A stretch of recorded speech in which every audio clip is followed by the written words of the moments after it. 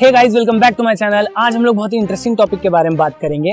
तो आप लोगों ने कभी ना कभी लाइफ में एक्सपीरियंस जरूर किया होगा कि जब भी हम किसी ऑब्जेक्ट को पानी में डुबाते हैं तो वो ऑब्जेक्ट हमें हल्का लगने लगता है। ऐसा क्यों होता है? इसके पीछे बहुत सारे लोग ये रीजन देते हैं कि the density of the object is lesser than the density of water. But इस टॉपिक में बहुत ही इंटरेस्टिंग कॉन्सेप्ट है, वो आज हम लोग बहुत सारी एक्टिविटी और एक्सपेरिमेंट के थ्रू समझेंगे। So let's dig into the topic. So basics of every topic starts from Newton's third law. Newton's third law क्या कहता है? Every action has an equal and opposite reaction. Now in terms of solids, जब हम लोग ये reaction force जो है इसे हम लोग as a normal reaction consider करते हैं, and in case of fluids the net upward force applied by the fluid is called as buoyant force. यही आपका रिएक्शन फोर्स है फ्लूइड्स का, which is called buoyant force. और इसी के बारे में आज हम लोग ज्यादा चर्चा करने वाले हैं कि क्या ये बॉयंट फोर्स हर ऑब्जेक्ट के लिए सेम होता है या फिर डिफरेंट ऑब्जेक्ट के लिए ये डिफरेंट फैक्टर्स पे डिपेंड करता है।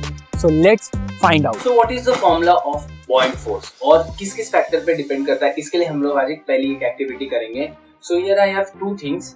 This is bowl and spoon which is made up of same material, means steel, and they will have same density.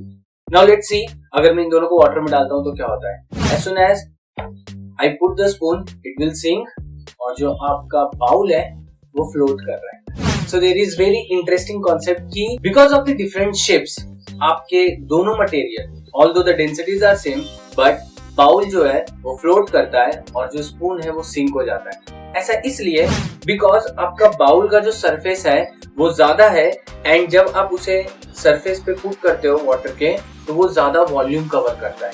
ठीक है, so the volume displaced by this bowl is more and the volume displaced by the spoon is less compared to the bowl, and that is why buoyant force acting on this bowl is more compared to spoon. इससे हम लोग को पता चलता है कि buoyant force is directly proportional to the volume inside the liquid, volume of the material जो हम इसके अंदर डाल रहे हैं। So in this activity we can see we have two glass of waters. अब दोनों normal plain water है, there is nothing mixed in it. अब मैं क्या करता हूँ, एक ग्लास में इस एग को डालता हूँ and what will happen, let's see, वो सिंक कर जाता है। नाउ अब मैं क्या करता हूँ, इस दूसरे ग्लास ऑफ वाटर में सॉल्ट मिला देता हूँ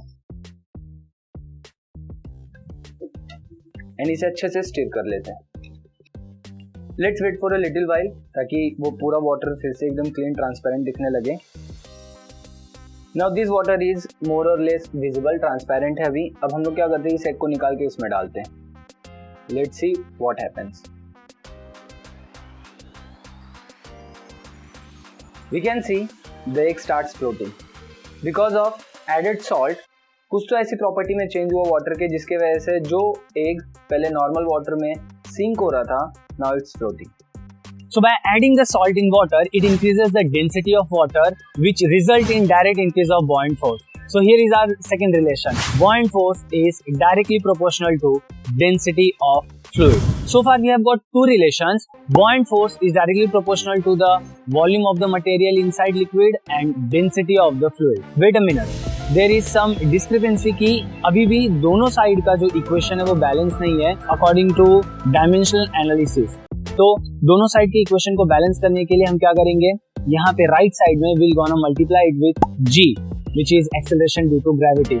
अब राइट साइड भी हमारे पास फोर्स का डायमेंशन है, लेफ्ट साइड भी हमारे पास फोर्स का डायमेंशन है, and here is the formula of buoyant force which is rho v g. So अगर आपको वीडियो पसंद आया हो तो please don't forget to like this video, subscribe the channel and share with your friends. मिलते हैं अगले वीडियो में, तब तक के लिए बाय बाय।